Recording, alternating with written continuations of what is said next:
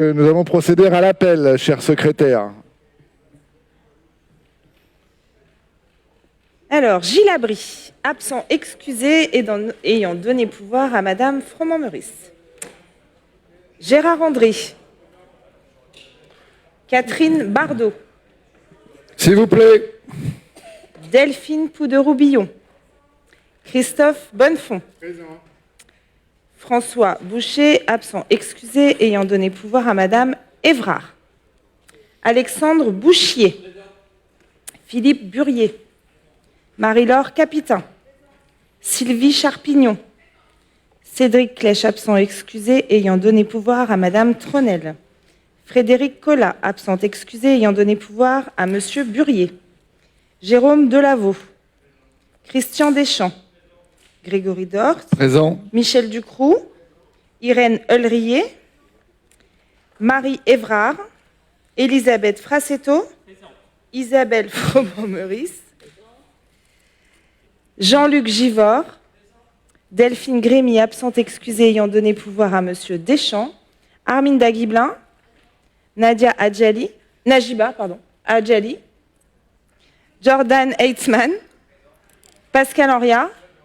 Isabelle Joaquina. Philippe Lardin. Colette Lerman. Catherine Maudet. Sonia Patouré. Présente. Ghislaine Pieux, absente excusée, ayant donné pouvoir à Monsieur Pirement. Gilles Pirement. Clarisse Quentin. Jean-Pierre Raoult. Dominique Sinaud, absente excusée, ayant donné pouvoir à Monsieur Dort. Magloire Siopatis, absent excusé, ayant donné pouvoir à Madame Guiblin. Lionel Terrasson. Catherine Tronel. Yves Vectin, absent excusé, ayant donné pouvoir à Madame Adjali. André Villiers. Absent. Merci Madame la secrétaire. Je vous propose donc de continuer notre séance au rapport numéro 25. Cher secrétaire, c'est à vous. Il s'agit de l'acquisition par le département de l'Yonne de 2 parcelles appartenant à la commune de Toucy en vue de l'implantation de l'unité territoriale de solidarité. Rapporteur Christophe Bonnefond, ayant reçu un avis favorable des 4e, 6e et 3e commissions. Bien, Monsieur le Président, mes chers collègues, comme vous le savez tous, l'UTS de Toucy nécessite des travaux en profondeur qui ne sont pas possibles sur site et qui nécessitent depuis quelques années, on aurait voulu construire quelque chose à taille de la Puisaye, mais adapté au service voulu. Il nous manquait un site et la commune de Toucy nous a trouvé un site qui nous cède pour l'euro symbolique et qui est idéalement placé, notamment à côté de la médecine du travail. Merci. Merci. Est-ce que ce rapport suscite des observations? Oui, Isabelle Froment-Meurice. Pas des observations, des encouragements. Merci beaucoup pour cette décision. Ah bah ça c'est très synthétique, bravo. Donc je soumets au vote. Est-ce qu'il y a des votes contre, des abstentions? Je vous remercie. Rapport suivant. Rapport numéro 26. Convention relative à l'étude d'opportunité de création d'un diffuseur sur la RN 77 avec l'AP2R et la communauté d'agglomération de l'Auxerrois. La convention a été modifiée et envoyée aux élus par mail le 17 juin 2025. Modification de forme sollicitée par la SNCF. Rapporteur Christophe Bonnefond a reçu un avis favorable en 6e commission. Bien, là aussi, un vieux dossier qui est le dossier du passage à niveau de Jonche, où l'État souhaitait, par l'intermédiaire de la SNCF, à un moment donné, mettre 20 millions d'euros pour faire une rocade de Jonche. Sauf qu'on est sur un territoire où, avec demain la LISA, il y a peut-être l'opportunité d'utiliser l'autoroute comme moyen de délestage. Et en plus, si on peut utiliser l'autoroute, ça pourra avoir une vraie renommée en termes d'attractivité pour tout le territoire en direction de Pontigny et de Chablis. Enfin non, Chablis c'est de l'autre côté, mais en direction de Pontigny. Et donc, il y a l'agglo d'Auxerre a obtenu la possibilité de faire une étude par AP2R pour voir ce qui serait possible de réaliser. Donc nous proposons d'être cofinanceurs de cette étude pour qu'on puisse travailler ensemble à un résultat positif, non pas uniquement pour Jonche, mais pour l'ensemble de Lyon. Merci. Peut-être préciser que le montant de l'étude est à hauteur de 120 000 euros. 120 000 euros hors taxe, avec une participation à hauteur de 80 000 euros de la GLO d'Auxerre, le département donc à hauteur de 35 000 et la SNCF à hauteur de 5 000 euros. Est-ce qu'il y a des observations? Oui, Arminda Guiblin. Alors, je voudrais aussi être synthétique, mais simplement dire merci parce que on sait tous que ce passage à niveau suscite énormément d'intérêt et puis tout le monde est très inquiet sur ce passage à niveau et c'est une très belle opportunité qui est offerte aujourd'hui pour les habitants des Archis, mais pas que, et puis pour éviter tout accident, même si on est d'accord, le code de la route et tout ça, on est bien au fait de tout ça, mais merci pour cette étude, en tout cas pour Moneto, c'est aussi très important. Merci. Merci, chers collègues. Vous aurez remarqué que l'État ne finance pas cette étude, contrairement à des engagements qui avaient été pris ultérieurement. Et effectivement, un vrai intérêt structurant pour notre territoire. Est-ce qu'il y a des observations, des votes contre, des abstentions? Je vous remercie. Rapport suivant. Rapport numéro 27, contractualisation 2025-2027, préfet, agence régionale de santé et conseil départemental en prévention et protection de l'enfance. Rapporteur Elisabeth Frassetto a reçu un avis favorable en 4e commission.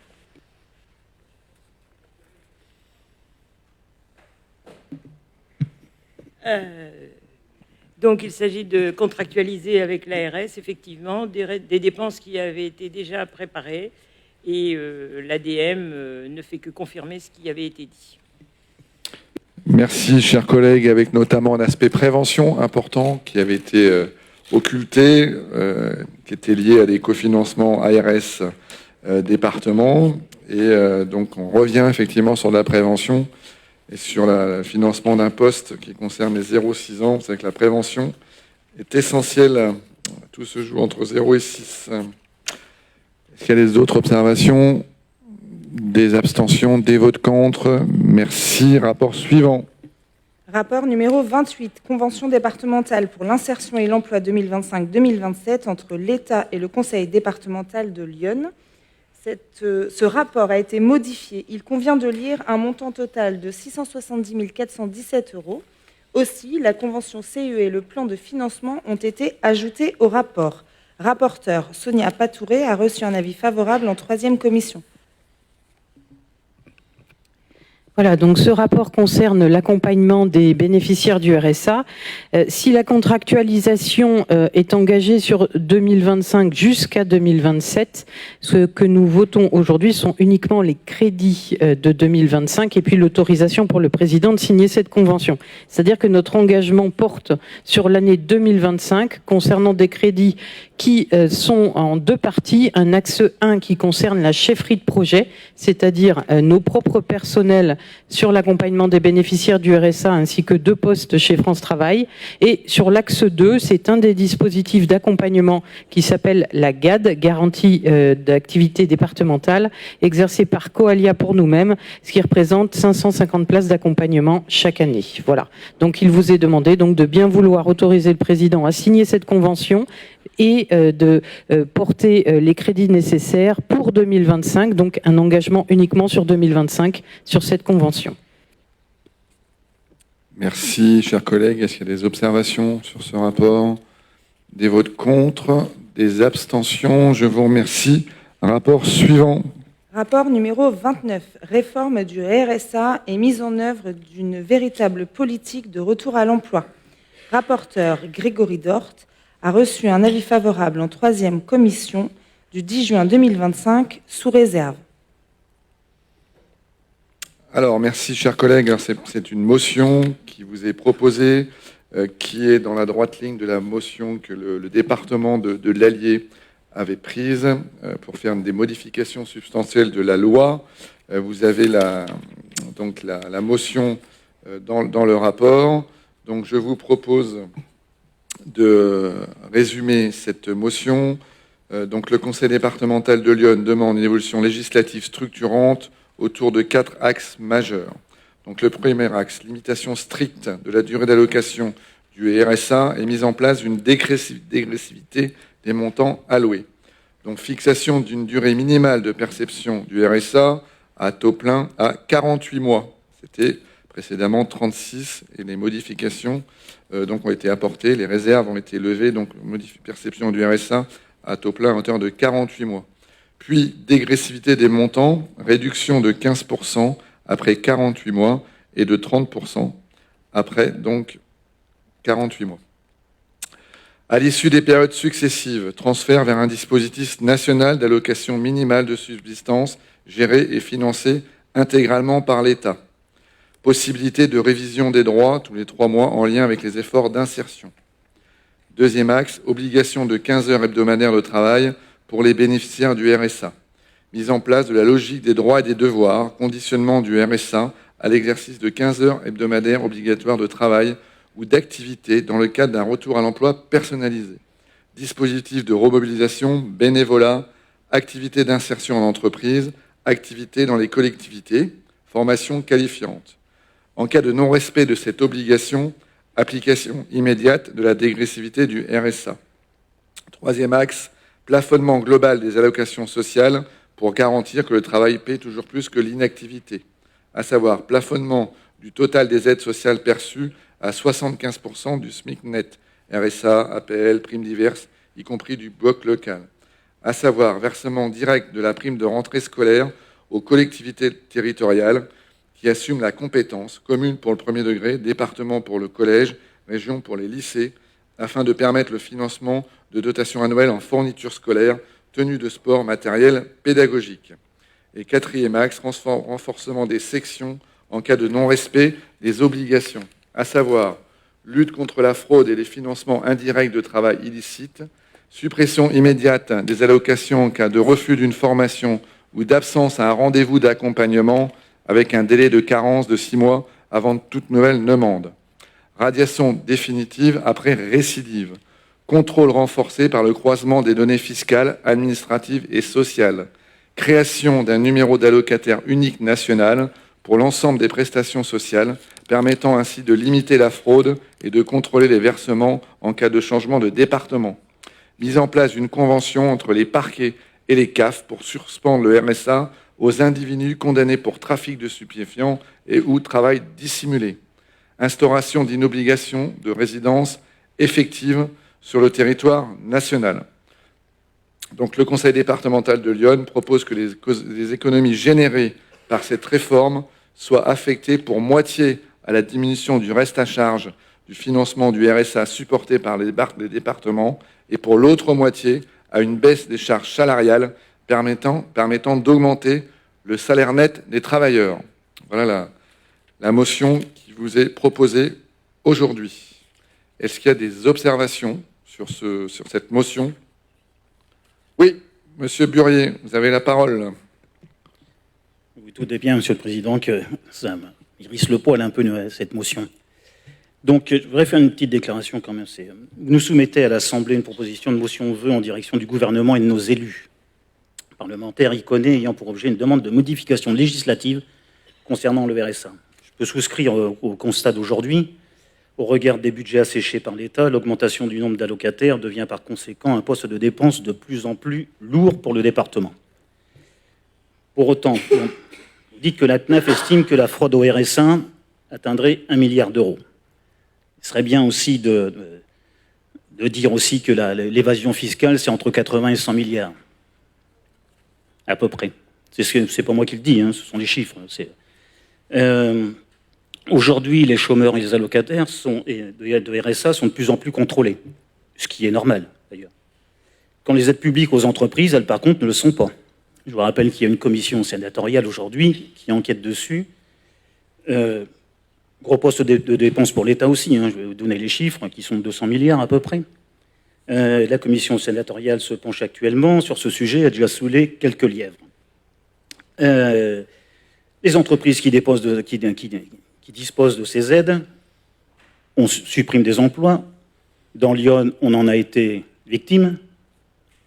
Benteler à Migène, Light Automotive à Saint-Julien-du-Sault. Je ne vais pas vous parler de l'allongement de l'âge de la retraite qui va faire aussi que les gens à 60 ans ne trouvent plus de boulot, ça devient des allocataires aussi. Donc on augmente les dépenses. On fait la chasse aux pauvres et aux précaires, bon, je vais bien, mais on ne fait pas la chasse aux riches. Il serait bien quand même de faire des motions aussi pour justement récupérer de l'argent. Et pour une fois, je vais être dans le sens du préfet que de ce matin. La recentralisation, ça existe. Comme il l'a dit, il y a 3 départements, la Seine-Saint-Denis, les Pyrénées et l'Ariège, qui ont recentralisé. Juste, c'est pas moi qui l'invente, c'est le rapport sénatorial. Pour le Seine-Saint-Denis, c'est 44 millions de résultats nets. Le coût pour ces 3 départements, pour l'État, c'est 68 millions. Donc, comme proposé par le préfet, pourquoi pas faire une expérimentation de recentralisation de ce RSA. Et je pense que ça peut être une solution. Voilà ce que je voulais vous dire. Alors évidemment que je voterai contre cette motion. Merci, chers collègues. Je ne suis pas surpris de votre mesure. Monsieur Pierremont a demandé la parole. Alors, je voulais simplement rebondir sur les propos de notre collègue Philippe. Effectivement, lutter contre l'évasion fiscale est un devoir. Lutter contre l'indu, c'est parfois lutter contre la fraude. Et il n'y a pas une fraude qui est meilleure qu'une autre. Non. Le département, lui, s'exprime sur ce qui peut être à sa main. Et en l'occurrence, si la fraude au RSA est de l'ordre de 7 milliards d'euros, quand je divise 7 milliards par 101, qui est le nombre des départements de France, j'obtiens pratiquement 70 millions d'euros. 70 millions d'euros, c'est le total de ce que l'État doit à la collectivité de Lyon, dépenses sociales mal compensées et autres dépenses mal compensées. Ça fait réfléchir sur le poids de ces indus et de cette fraude, l'essentiel étant que les gens, chacun, ait selon son dû et un dispositif de solidarité. Il ne peut pas être un puits sans fond non plus. Enfin, on voit bien aujourd'hui par rapport à nos dépenses, et ce n'est pas ton propos. Mais voilà, je voulais juste rapporter ce chiffre. 7 milliards divisé par 101, c'est ce que sur une année, l'État doit au département de Lyon. Merci. Merci, chers collègues. Est-ce qu'il y a d'autres observations? Juste un paradoxe qui est dans la motion et qui concerne le département de Lyon et qui m'interpelle. Donc c'est le paradoxe criant entre le nombre d'allocataires et le nombre d'emplois non pourvus, alors que plus de 8000 personnes perçoivent le RSA dans notre département. On dénombre près de 12 000 projets de recrutement par an dans Lyon. Voilà, selon les chiffres de France Travail, Data Emploi. Donc je vais soumettre au vote cette motion, qui est une motion. Est-ce qu'il y a des votes contre? Bien compris, collègue Burier. Est-ce qu'il y a des abstentions? Cédric Clèche, abstention. Je vous remercie. Rapport suivant. Rapport numéro 30, Pacte territoire, attribution de subventions au titre du dispositif Ambition pour Lyon. Rapporteur Alexandre Bouchier a reçu un avis favorable en 2e commission. Je vous remercie, Madame la Secrétaire. Effectivement, il s'agit du pacte de territoire, donc ce pacte doté de 32 millions au départ, avec une rallonge de 3 millions d'euros qui porte le total à 35 millions d'euros. Nous terminons la tournée des comités locaux de suivi. Le dernier se tiendra à Sens lundi soir prochain. Ici, vous avez donc 2 dossiers sur le côté ambition qui seront présentés, à savoir la construction de l'école primaire de Charny-Auré-de-Puisé pour un montant de 200 000 euros et la restauration de l'église de Torigny-sur-Oreuze, donc qui s'appelle Saint-Pierre et Saint-Paul, pour un montant de 55 000 euros. Voilà, Monsieur le Président. Merci, chers collègues. Est-ce qu'il y a des observations sur ce pacte de territoire? Effectivement, nous sommes à la fin de la tournée des popotes, j'allais dire. Une douzaine de réunions avec les maires sur les différentes intercommunalités, où ça nous permet, au-delà des financements, de renouer le contact avec nos maires et nos présidents d'intercommunalité, et j'allais dire remettre le département en course pour des financements structurant à la fois des petites communes et des communes les plus importantes. Donc je soumets au vote. Est-ce qu'il y a des votes contre, des abstentions? Je vous remercie. Rapport suivant. Rapport 31, Pacte territoire, attribution de subventions au titre du dispositif Village de Lyon Plus. Rapporteur Alexandre Bouchier a reçu un avis favorable en 2e commission. Je vous remercie, Madame la Secrétaire. toujours dans cette dynamique du pacte de territoire sur la partie village, donc une partie rattachée au pacte 1, une partie rattachée au pacte 1.2, 12 dossiers pour un montant de 287 401 euros et 16 dossiers pour un montant total de 394 938 euros. Un taux d'intervention moyen qui se situe autour de 34,9% et en moyenne de 25 000 euros par dossier. Des dossiers qui sont évidemment sur la totalité de notre beau département, dont les élus soulignent la simplicité dans le montage des dossiers, la simplicité pour effectivement les accompagner. Et c'est vraiment un pacte qui fait du bien à nos territoires. Et pour 1 euro investi, ce sont 4 euros qui sont générés. Donc c'est une vraie politique d'attractivité, dynamique, belle et ambitieuse. Voilà, Monsieur le Président, pour ces dossiers. Chacun retrouvera ses petits dans les fichiers qui sont ainsi proposés. Merci, chers collègues. Effectivement, je partage cette simplicité, cette efficacité et ce principe d'attractivité à l'échelon ou des petites communes ou des grosses communes ou des intercommunalités. Est-ce qu'il y a des observations sur ce sujet? Des votes contre, des abstentions? Je vous remercie. Rapport suivant. Rapport numéro 32. Attribution d'une subvention pour l'opération département data. Rapporteur Michel Ducroux a reçu un avis favorable en deuxième commission. Monsieur le Président, ma chère secrétaire, lancé lors des assises de l'Association départementale de France en novembre 2023, le projet Département Data a pour objectif d'engager les départements dans une gestion stratégique de leurs données au service du diagnostic, de l'aide à la décision, de la prédiction et de l'évaluation des politiques publiques.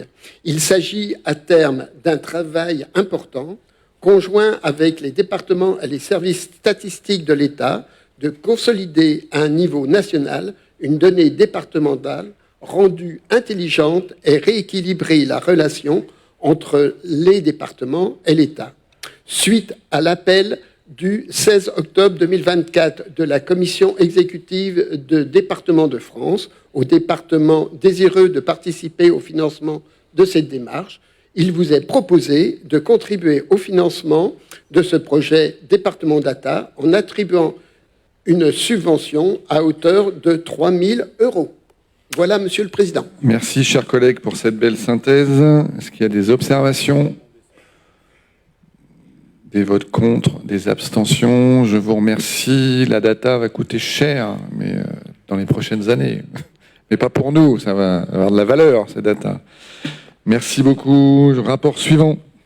Rapport numéro 33. Pacte départemental de santé 2025-2027. Subvention d'investissement liée à l'achat d'un médicobus. Association Santé Service Nord-Yonne. CPTS Nord de Lyon. Rapporteur Gilles Pierrement a reçu un avis favorable de la 3e commission qui demande d'avoir une visibilité sur la répartition géographique des subventions d'investissement depuis la mise en œuvre du pacte.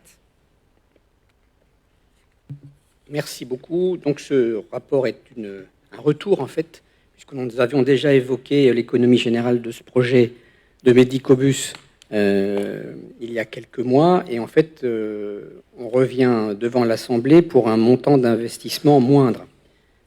C'est un dossier qui est assez ancien dans sa genèse, puisqu'il a trouvé, il a fait l'objet d'un premier échange avec la ministre de la Santé de l'époque, quand nous avions organisé à Auxerre le congrès national des CPTS. Donc le projet a prospéré. Nous avons fait savoir qu'un appel à manifestation d'intérêt était ouvert par le ministère de la Santé, et c'est la CPTS du Nord de Lyon qui a répondu pour relever le gant et armer un véhicule de consultation mobile. Donc on devait initialement travailler sur un bus qui aurait pu ressembler, pour ceux qui l'ont vu, au bus des 1000 premiers jours, le bus de consultation de PMI. Et puis entre-temps, la réalité budgétaire a frappé, c'est-à-dire qu'un choix a été opéré de retirer de la circulation le bus France Service, et on m'a demandé si ça ne pouvait pas se transformer utilement en autre chose qu'un bus administratif. Et ce qui fut dit fut fait, puisqu'on le transforme, en tout cas la CPTS du Nord de Lyon va le transformer en bus de consultation itinérante.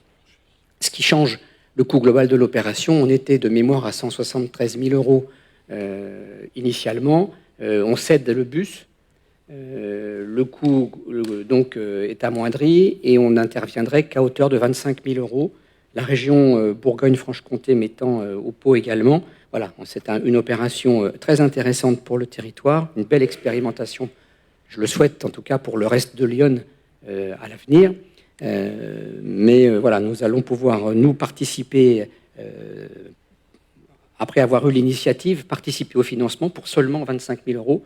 Ce bus de consultation devrait circuler à partir de l'automne. Il sera armé par des médecins et des paramédicaux sur une liste de communes qui n'a pas été choisie par le département, mais qui a fait l'objet, volontairement, qui a fait l'objet du croisement d'un certain nombre de data, justement, de données, pour savoir où il fallait aller prioritairement en zone rurale, en fonction de la fragilité de la population, des pathologies, du nombre de patients avec des affections de longue durée. Et donc le parcours est déjà dessiné. Je crois que les maires ont été ou vont être informés, ainsi que les présidents des communautés de communes ou agglomérations concernées. Et ce sera donc une belle occasion de voir comment ça peut fonctionner et se déployer ailleurs. La question m'avait été posée, pourquoi le Nord? La réponse aurait pu être parce que j'y habite, mais c'est parce que c'est l'association de la CPTS qui a répondu avec les capacités de pouvoir faire monter des professionnels dans le bus. Le département ne s'arrête pas là, néanmoins, puisque nous allons porter les contrats, les vacations des médecins et des paramédicaux qui seront dans ce véhicule. Donc, une opération blanche pour le département sur un plan salarial et peu onéreuse sur un plan de l'investissement. Quant à la question qui m'avait été posée à la commission 3, à laquelle je n'étais pas, j'ai une petite cartographie. Est-ce qu'on peut la diffuser? Une image valant mieux qu'un long discours. Voilà les points d'impact, non pas du dernier orage, mais du pacte santé sur le territoire. Voilà. Qu'il s'agisse de lieux de pratique ou de lieux de financement de postes. Voilà, c'est sur le premier pacte, les 3 premières années, l'incidence géographique de notre politique. Je ne sais pas si ça répond à la question des collègues, mais ça image quand même le fait que ça n'est pas territorialisé, mais bien avec une vocation départementale. Merci, chers collègues. Rien ne se perd, tout se transforme pour le bus, et effectivement du sens, un écrin et du sens à l'intérieur pour répondre aux besoins, je dirais, fondamentaux de nos concitoyens. Et la carte est très parlante. Tout le monde a bien reçu la carte? Oui, tout le monde, ça a été bien partagé. De toute façon, elle est à votre disposition. Et elle était dans le compte-rendu d'activité qu'on a fait au mois d'avril, je crois. D'accord, très bien. Et le document est public. Est-ce qu'il y a des observations sur ce rapport? Des abstentions? Des votes contre? Je vous remercie. Rapport suivant. Rapport numéro 34. Pacte départemental de santé 2025-2027. Attribution d'aides financières en faveur de l'installation de professionnels de santé. Rapporteur Gilles Pirement a reçu un avis favorable en 3e commission. Là, il s'agit de 3 dispositifs. Les bourses d'externat, les bourses d'internat et des bourses d'engagement. Dans le premier cas, il s'agit de 6 boursiers qui sont tous issus de la fac de Dijon et qui sont en externat au centre hospitalier d'Auxerre. Vous avez ensuite 7 bourses d'internat en médecine générale. Je crois que le tableau indique les lieux, d'exercice, ou les cantons plus précisément. Donc là, vous voyez que c'est aussi assez réparti. Je précise que depuis peu, tous ces bénéficiaires, ce ne sont pas forcément des très grosses sommes, mais tous les départements n'ont pas cette politique. Tous les bénéficiaires reçoivent une information individualisée sur le pacte santé, sur les possibilités d'installation dans le département, etc. Et ce dispositif d'information va être bientôt renforcé par une communication à chacun d'entre eux et d'entre elles de l'agence d'attractivité du département. Et puis le troisième volet, ce sont 2 bourses d'engagement qui nous permettent donc d'attendre d'ici 3 ans, ou un tout petit peu plus, un nouveau dentiste et un nouveau médecin généraliste. Le dentiste prévoyant de s'installer sur Sens et le médecin généraliste à Guyon. Voilà. Et vous avez les montants de nos contrats. Donc à chaque fois, on exige une durée de présence sur le territoire de 5 ans, enfin d'exercice sur le territoire de 5 ans, quelles que soient les modalités d'exercice, autonome, salarié, libéral, hospitalier. L'essentiel, c'est qu'on ait du temps médical pendant 5 ans. À l'heure où nous parlons, nous approchons de la trentaine de contrats de ce genre au bénéfice du département. Ce qui ne veut pas dire que ça empêche les autres de partir, mais en tout cas, on arrive à en faire arriver. Et le dispositif commence aussi à bien diffuser, puisqu'on a des demandes spontanées de gens dans les facultés qui ont entendu parler du dispositif et qui viennent frapper à la porte de la mission santé pour savoir comment, le cas échéant, en bénéficier. Donc ça, la mayonnaise prend lentement mais sûrement. Merci, chers collègues. Est-ce qu'il y a des observations? Je n'en vois pas. Oui, effectivement, la mayonnaise prend, même si c'est complexe. Nous avons jugulé effectivement la perte de médecins. J'en veux pour preuve, certains d'entre vous étaient présents donc à Soucy, un projet porté par notre collègue Alexandre Bouchier et les conseillers départementaux. Soucy, c'est un petit village du nord de Lyon, pas forcément connu de tous, où une maison de santé effectivement a été réhabilitée, et on a 3 jeunes médecins à l'intérieur, 3 très jeunes, entre 28 et 30 ans. Oui, le premier est arrivé en fait par le biais de nos contrats d'engagement, ce qui nous a amené ensuite à financer non pas une MSP, parce qu'on ne le fait plus, mais une autre forme d'aide à l'investissement. Et le fait que ce médecin arrive jeune, dynamique, travaille avec la pharmacienne du village et puis les paramédicaux, ça a fait arriver un deuxième confrère et puis bientôt un troisième. Voilà. Alors que nous étions aujourd'hui dans cette commune à 0 si on avait laissé filer le... Tout à fait. Et l'un d'eux est mon médecin, d'ailleurs, un jeune médecin. Voilà.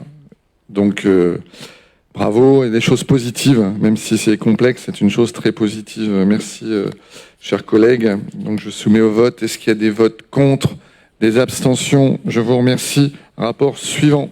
Rapport numéro 35, Action de prévention et de lutte contre les violences intrafamiliales.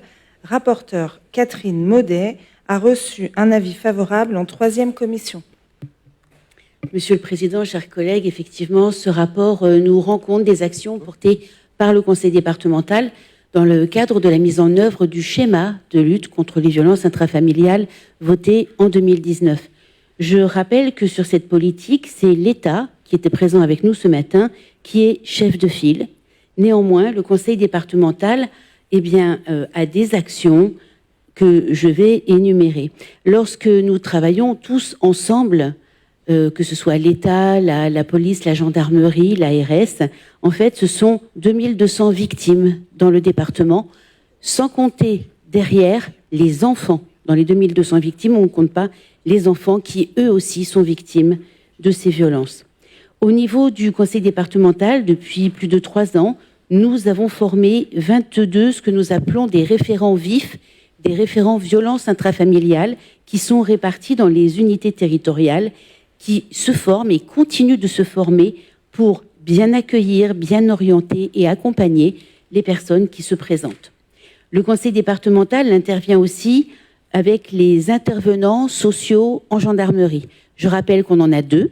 Il y en a la première qui est là depuis longtemps, c'est un contrat qui est depuis longtemps à 73% financé par le département et 27% l'État. L'autre intervenante sociale en gendarmerie qui a été plus particulièrement sur le nord de Lyon, parce que nous avons plus de problématiques sur le nord de Lyon, est à la charge et de l'État et des 4 EPCI du nord de Lyon. Ensuite, il y a un colloque. Nous en sommes à notre 4e colloque. Jusqu'à maintenant, le colloque était financé par le conseil départemental. Cette année, il a été décidé que, à cause des problématiques budgétaires, on aurait 0 € sur ce colloque. Et tout partenaires confondus, nous nous sommes réunis pour savoir ce qu'on faisait. Est-ce qu'on fait un colloque? Est-ce que l'on n'en fait pas? Et ils ont décidé qu'on ferait ce colloque avec 0 € sur la ligne, mais tout le monde, s'y mettra pour que ce colloque ait lieu. Donc nous avons monté un comité organisationnel et c'est nos départements qui, comme ces dernières années, sommes à la manœuvre pour organiser ce colloque qui aura lieu normalement à Tonnerre le 27 novembre. Et l'intitulé cette année, c'est « La femme face aux violences sexuelles tout au long de sa vie et en établissement ». Quand on dit tout au long de sa vie, on en parlait encore tout à l'heure avec le colonel Nani, de très jeunes femmes dans le département sont concernées par des problématiques de prostitution et cela aussi fait partie des violences sexuelles. Nous ne pouvons pas faire tout seuls, nous, conseil départemental, et sur cette politique, nous sommes obligés et ravis de pouvoir travailler avec des associations qui ont des juristes et qui sont spécifiquement formés. Il s'agit notamment de l'ADAVIRS. C'est une association qui accompagne les victimes, qui tient des permanences, qui font aussi des formations auprès des partenaires et auprès du jeune public. Et la subvention qu'il est prévu de donner, on vous propose de donner cette année, est de 31 200 €. Ensuite, nous travaillons aussi avec le CIDFF, c'est le Centre d'information aux droits des femmes et des familles. Alors c'est bien sûr l'accès aux droits avec 2 juristes, la sensibilisation du public, notamment dans les écoles, et la prévention est très importante, et aussi des groupes de parole. Pour le CIDFF, la proposition de cette année, c'est aussi une subvention à la baisse de 9 360 €. L'autre association avec laquelle nous travaillons, c'est la Parenthèse. Alors la Parenthèse a notamment un espace de rencontre parents-enfants qui est bien utile dans les ruptures conjugales. Il permet aussi le passage de bras lorsqu'il y a des gardes alternées. Et donc pour cet espace de rencontre, nous proposons une subvention de 3 120 €. La Parenthèse organise aussi la médiation familiale. C'est à l'initiative soit des parents, soit du juge. Mais considérant que la médiatrice, cette année, est partie au mois d'avril, en fait, il n'y a eu que 4 mois d'activité. Donc, il y a une baisse de subvention qui sera proposée cette année à hauteur de 1 170 €. La Parenthèse organise aussi un lieu d'accueil parents-enfants. C'est une aide à la séparation. C'est aussi l'accompagnement pour le parent qui reste seul. Et donc, on propose une subvention à hauteur de 180 €. Ce qui fait pour cette politique une proposition sur ce rapport de 45 630 €. Je vous remercie. Merci, chers collègues, pour ces précisions sur ces associations qui œuvrent pour lutter contre les violences intrafamiliales. Est-ce qu'il y a des observations? Je soumets donc au vote. Est-ce qu'il y a des votes contre, des abstentions? Je vous remercie. Rapport suivant. Rapport numéro 36, convention de financement, création de 2 arrêts de bus à la MDPH. Rapporteur Jérôme Delaveau a reçu un avis favorable en 6e commission. Merci Madame la secrétaire de séance. Monsieur le Président, chers collègues, un rapport simple mais ô combien important au vu de la destination du bâtiment. Il vous est proposé de conclure une convention ayant pour objet le versement d'une subvention de la communauté d'agglomération de l'Auxerrois en contrepartie de la réalisation de travaux de mise en accessibilité des arrêts de bus MDPH relevant du domaine public départemental. Merci, chers collègues. La chute a été brutale, mais Catherine Maudet a souhaité la parole. Oui, il faut couper ton micro. Voilà. Alors, sur ce sujet, un historique quand même. Depuis 2015, en fait, le dossier est dans les tuyaux. Et là, franchement, merci d'avancer. Il est quand même incroyable que pour venir à la MDPH, les abribus n'étaient pas aux normes. C'est-à-dire que quelqu'un qui arrivait en fauteuil dans le bus, en fait, ne pouvait pas descendre. Donc, il était temps et merci beaucoup.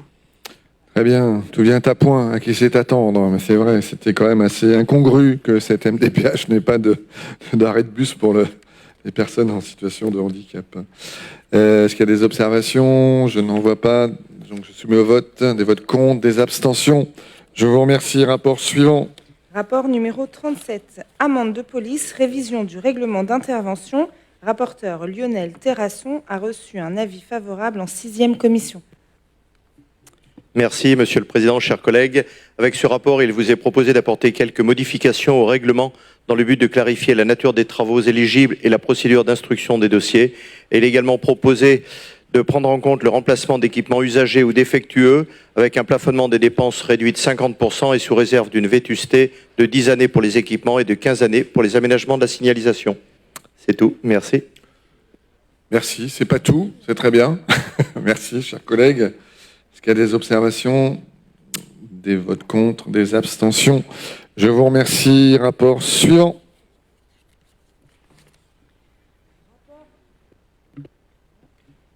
Rapport numéro 38. Inscription du Conseil départemental de Lyon dans le programme d'action de prévention des inondations du bassin de Loing.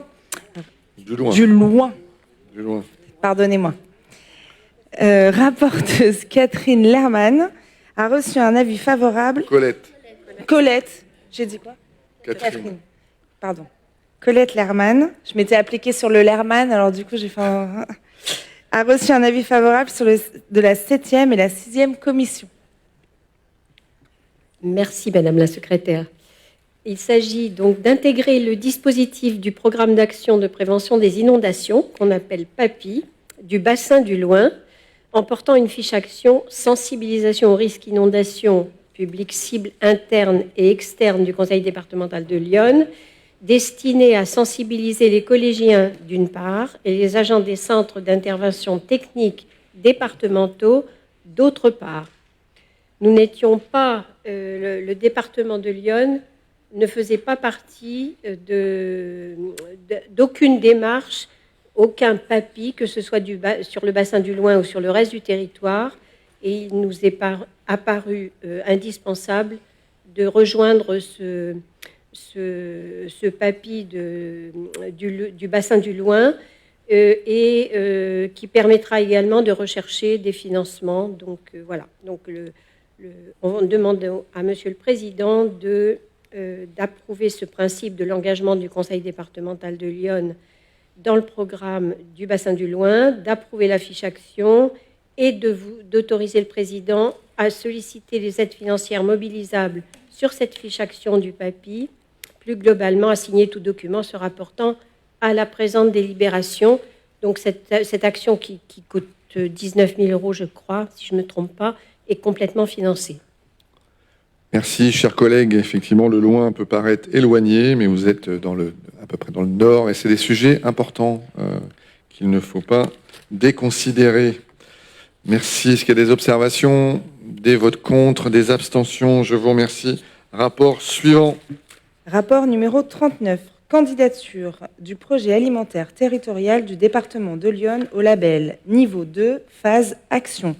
Rapporteur Colette Lerman a reçu un avis favorable en 5e, 4e, 7e et 3e commission. Alors, il s'agit de la partie niveau 2, je dirais, appelée phase action du projet alimentaire territorial du département de Lyon. Il permettra, j'avais quelques slides, voilà, c'est la fin de l'habilitation du niveau 1 qui se termine en juin 2025. Donc, on candidate au niveau 2 qui permettrait également de financer un poste à temps plein pour l'animation et la coordination à minima sur 5 ans. Donc, c'est important puisqu'on passe dans la phase action. Les objectifs sont de permettre à tous les habitants, les objectifs de ce plan, toujours permettre aux habitants d'avoir un accès à une alimentation saine et durable, aux producteurs du département de bénéficier d'outils et de synergies pour valoriser leur production locale et créer du lien social autour du sujet de l'alimentation. Vous avez sur table également un petit flyer qui montre les projets d'agri-local, donc qui prend de l'ampleur petit à petit, pas assez au goût du préfet, mais on travaille sur le long terme. Voilà. Merci, chers collègues, à l'importance de l'alimentation et agri-local qui mériterait effectivement, c'est déjà un bon début, d'être un peu plus boosté. Permettez-moi l'expression, mais c'est déjà une bonne entrée à la matière de passer dans la phase action. Est-ce qu'il y a des observations? Je n'en vois pas. Je soumets au vote. Est-ce qu'il y a des votes contre, des abstentions? Je vous remercie. Rapport suivant. Rapport numéro 40. Instauration d'une zone de préemption au titre des espaces naturels sensibles sur la commune de Saint-Maurice-le-Viel. Rapporteur Colette Lerman a reçu un avis favorable en 7e commission. Alors, on est toujours dans les espaces naturels sensibles et on vous demande d'instaurer une zone de préemption de 7 hectares 65 ar 91 centiares sur la commune de Saint-Maurice-le-Viel, sur le site naturel du Val de Cholifère, j'espère que je prononce bien, et de déléguer ce droit de préemption du département à la commune sur l'ensemble de la zone de préemption. Ça prépare donc un nouvel espace naturel sensible. Merci, chers collègues. Je vois qu'il y a une piscine aussi non, sur la carte. Non, ça fait partie. Non, ça ne fait pas partie des lieux. Oui, importance de ces politiques des espaces naturels sensibles. On a quelques pépites à valoriser. Effectivement, on est à 10, je crois. On serait 6 de labellisés et une dizaine potentiellement. Effectivement. Merci. Est-ce qu'il y a des observations par rapport à ce rapport? Des votes contre? Des abstentions? Je vous remercie. Rapport suivant. Rapport 41. Indemnisation des jours épargnés sur le compte épargne-temps en cas de départ définitif de la fonction publique. Rapporteur Alexandre Bouchier a reçu un avis favorable en 2e commission. Je vous remercie, Madame la Secrétaire. Comme cela a été présenté au CST, donc il vous est proposé effectivement de pouvoir indemniser dans la limite de 20 jours les CET, donc de nos agents qui démissionneraient, auraient une rupture conventionnelle ou partiraient en retraite. Ceci dans l'objectif effectivement d'éviter les quelques difficultés qu'on peut avoir au niveau des tuilages et des absences un peu trop longues. Donc le montant prévu de l'indemnisation se situe à hauteur de 150 € par jour brut pour un agent de catégorie A, 100 € pour un agent de catégorie B et 83 €, si je ne me trompe pas, pour un agent de catégorie C. Voilà, Monsieur le Président. Merci, chers collègues. Est-ce qu'il y a des observations sur ce rapport? Je n'en vois pas, donc je soumets au vote. Est-ce qu'il y a des votes contre? Des abstentions? Je vous remercie. Rapport suivant. Rapport numéro 42. Actualisation du tableau des effectifs. Lors du CST du 19 juin, 2 modifications ont été apportées au projet d'actualisation du tableau des effectifs. Dans le cadre des AGPI 2025, un poste supplémentaire d'agent de maîtrise au choix, hors collège, 4 au lieu de 3. Dans le cadre de la mobilité interne, poste à la direction de l'autonomie, service aide sociale générale, le poste gestionnaire du contentieux relevant des cadres d'emploi du rédacteur et d'adjoint administratif, B et C, au lieu de relevant du cadre d'emploi d'adjoint administratif, C. Rapporteur Alexandre Bouchier a reçu un avis favorable en 2e commission. C'est moi-même. Donc je vous remercie pour ces précisions. Effectivement, lors du CST, le tableau des effectifs a été salué et validé à l'unanimité. Comme d'habitude, ce tableau des effectifs concerne l'actualisation réglementaire de nos effectifs, notamment en raison des recrutements, des mobilités internes, des transferts de postes et avancements de grade et promotions internes qui se sont déroulés dernièrement, dont Monsieur le Président a signé effectivement les arrêtés. Les organisations syndicales ont d'ailleurs salué l'évolution de ce tableau des effectifs et effectivement ont validé à nos côtés le fait de rajouter ces 2 postes supplémentaires que vous avez cités, Madame la Secrétaire. Donc nous vous en remercions et nous vous proposons de valider évidemment ce tableau si vous en convenez. Merci, chers collègues, c'est très clair. Est-ce qu'il y a des observations? Je soumets donc au vote. Des votes contre, des abstentions. Je vous remercie.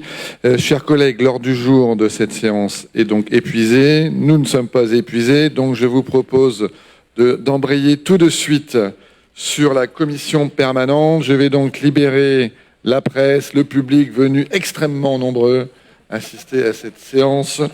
Et nous allons donc enchaîner tout de suite sur la commission permanente. Je m'empare juste du dossier et nous attaquons tout de suite, illico presto.